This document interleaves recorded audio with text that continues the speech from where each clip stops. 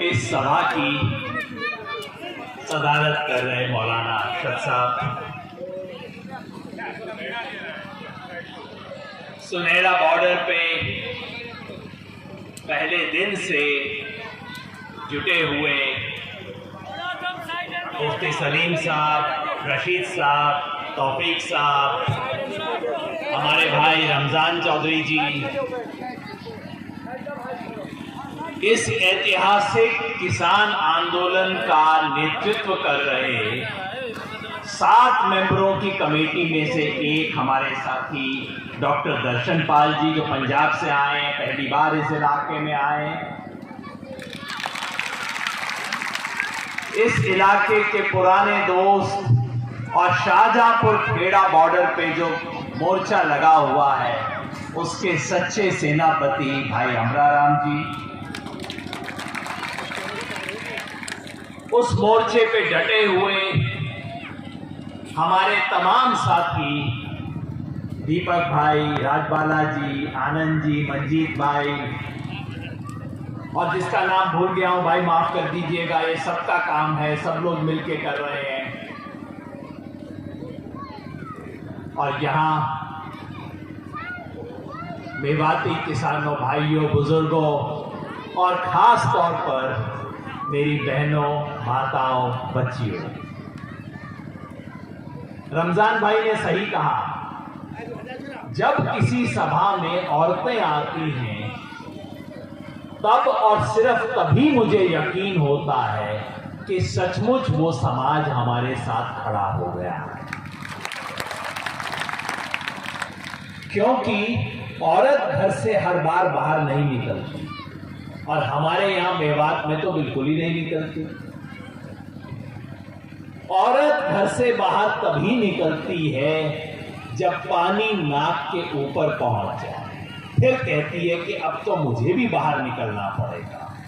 और आज दर्शन पाल जी, जो इतनी महिलाएं हमारे बीच में आई हैं, औरतें आई हैं, इसका मतलब है कि मेवात का पूरा समाज कह रहा है कि अब पानी नाक से ऊपर आ गया है, अब किसान की लड़ाई मर्दों के साथ औरतें मिलकर लड़ेंगी, अब ये पूरा समाज इस लड़ाई को लड़ेगा, अब कोई पीछे नहीं रहेगा। ये ऐलान आज होगा।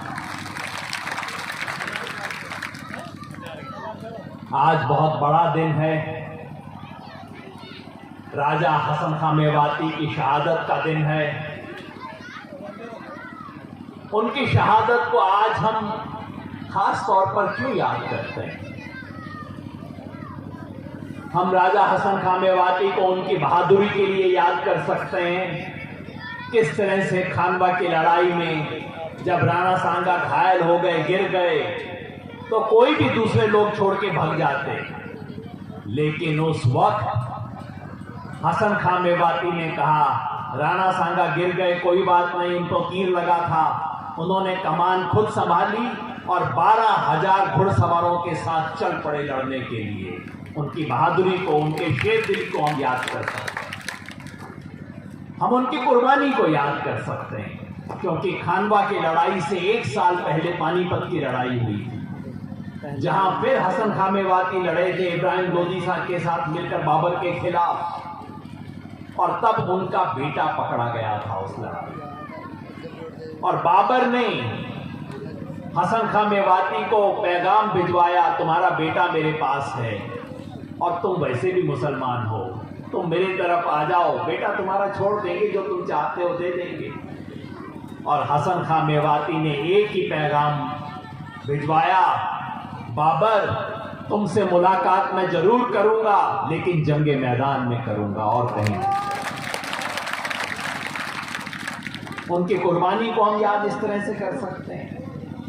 लेकिन मैं हसन खां मेवाती को याद अगर करता हूं, और आज हम सब यहां बैठे हैं उन्हें याद करने के लिए, वो सबसे बड़ी बात ये है कि इस मिट्टी के लिए जो लगाव है, इस देश के लिए जो लगाव है, बाबर बाहर से आया था, इब्राहिम लोदी इस देश से था, राणा सांगा इस देश से था, हसन खां मेवाती को तमाम तरह के लालच दिए गए, मुसलमान होने का हवाला दिया गया कि तुम भी मुसलमान हो, हम भी मुसलमान हैं। बाबर ने कहा तुम मेरी तरफ खड़े हो।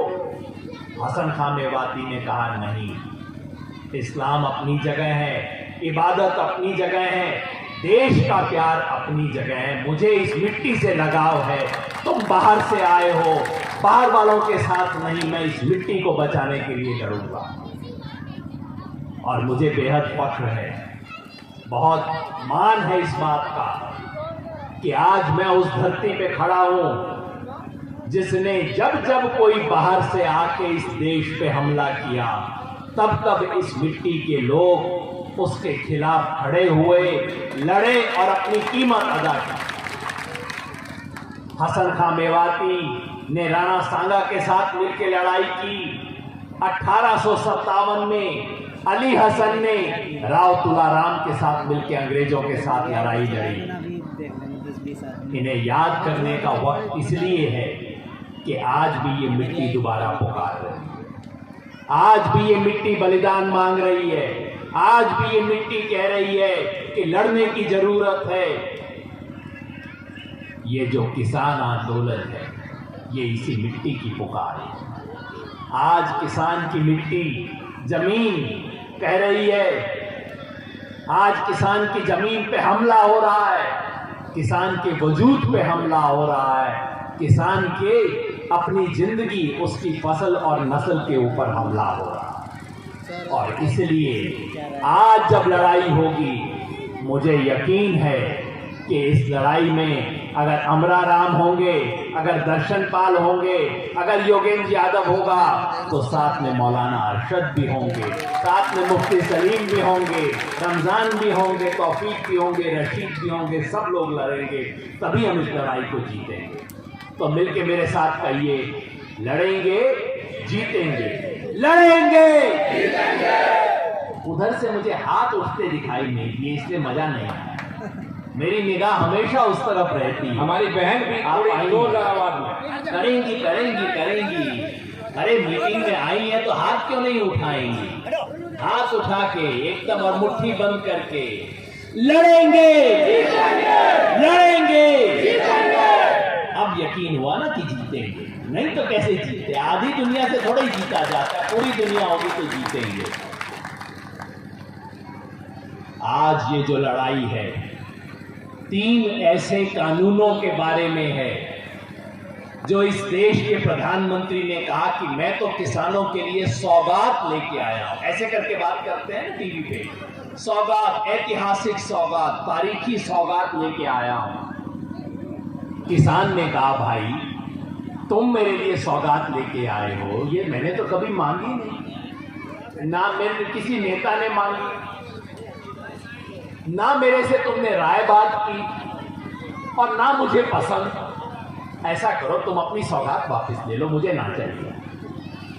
किसान ने कहा तुम अपनी सौगात अपने पास रख लो, अपनी जेब में रख लो मोदी जी, और अगर सौगात देनी ही है तो मुझे वो सौगात दो जो मैं अपने मुंह से मांग रहा हूं। बस यही लड़ाई है।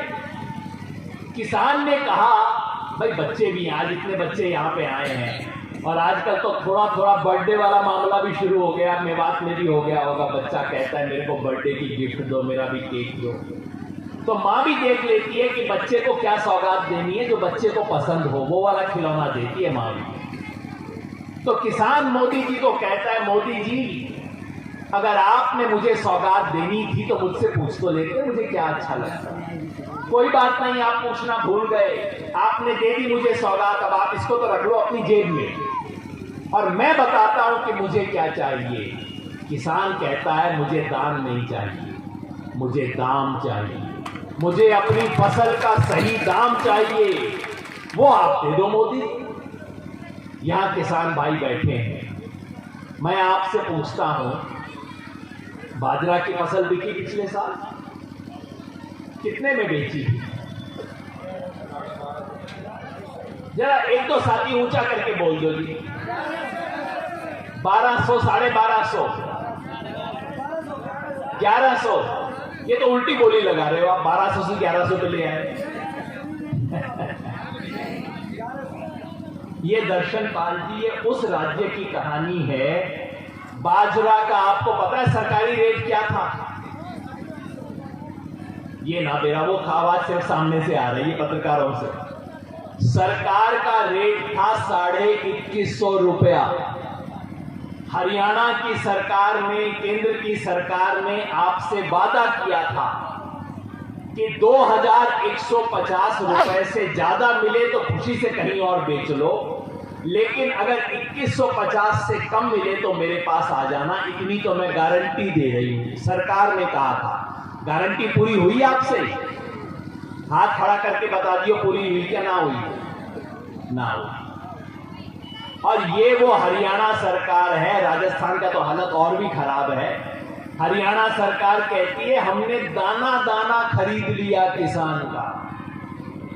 इसको बोलते हैं कि न्यूनतम समर्थन मूल्य, एमएसपी। एमएसपी का मतलब सरकार हर 6 महीने में किसानों को कहती है कि तुम्हें हम इतना दाम तो गारंटी से देंगे। तो किसान कहता है जी दे दो, इतना तो दे दो। किसान कहता है मोदी जी यही बात आप लिख के दे दो, इसको कानून बना के दे दो, मेरे को और कोई सौगात आपसे ना चाहिए, बस आप कानून की गारंटी दे दो। जब वो पूछते हैं, मोदी जी कहते हैं ना इसकी क्या जरूरत है, एमएसपी थी, है, रहेगी। किसान कहता है दिलवा दो ना जी, अगर थी है रहेगी तो दिलवा तो दो। तब मोदी जी इधर उधर देखने लग जाते हैं। इस देश ने अच्छे प्रधानमंत्री देखे, बुरे प्रधानमंत्री देखे, ईमानदार प्रधानमंत्री देखे, भ्रष्ट प्रधानमंत्री देखे, कमेरे देखे, निकम्मे देखे, ऐसा झूठा प्रधानमंत्री इस देश ने कभी नहीं देखा। खुला खुला झूठ बोलते हैं, एमएसपी थी, है, रहेगी।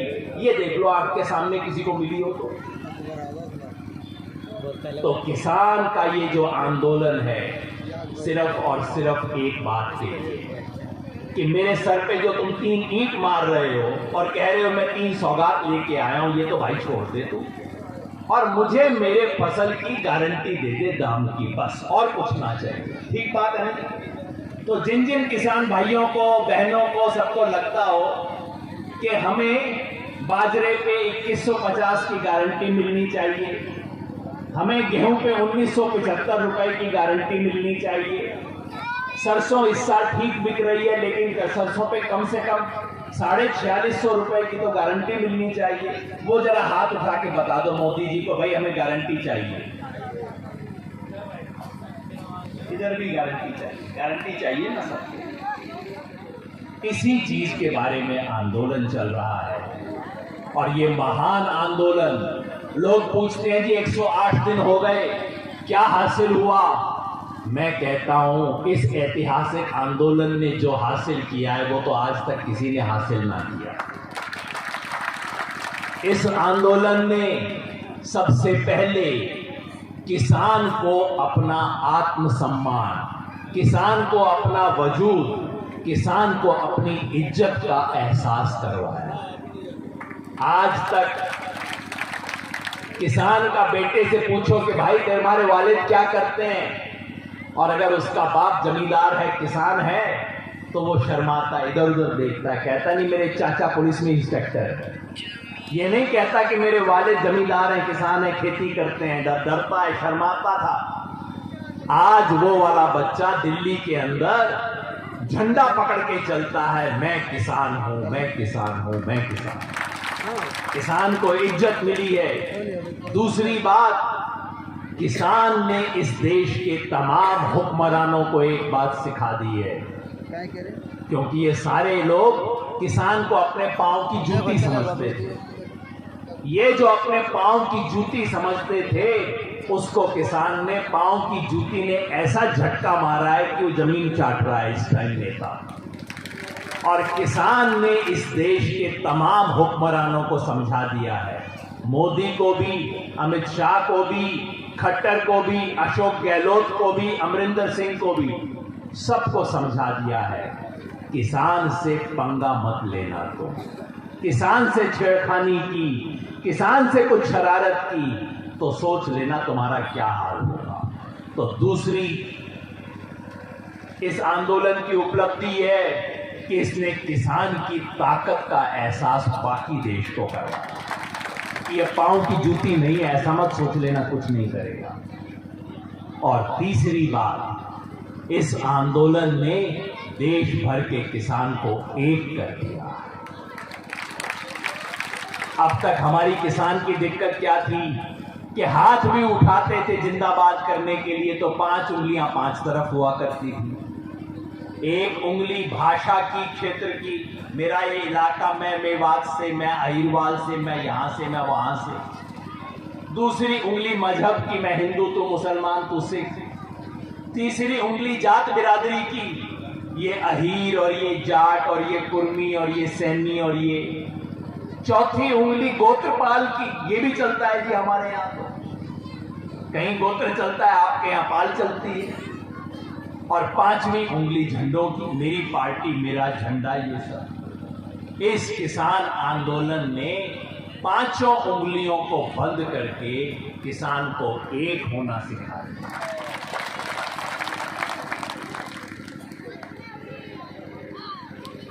हरियाणा और पंजाब के किसान को लड़ाने की इतनी कोशिश 20 बरस से नेता लोग कर रहे हैं। इस आंदोलन में हरियाणा और पंजाब का किसान भाई भाई, बहन बहन एक साथ खड़े हो गए। मुजफ्फरनगर में, उत्तर प्रदेश में हिंदू मुसलमान का इतना भयानक दंगा इन्होंने करवाया चुनाव जीतने के लिए। हिंदू मुसलमान के बीच में दीवार खड़ी हो गई थी, एक दूसरे की दुकान से सामान नहीं खरीदते थे। इस किसान आंदोलन ने 10 दिन के अंदर उस दीवार को खत्म कर दिया। मुजफ्फरनगर जाके पूछ लेना हुआ कि नहीं हुआ।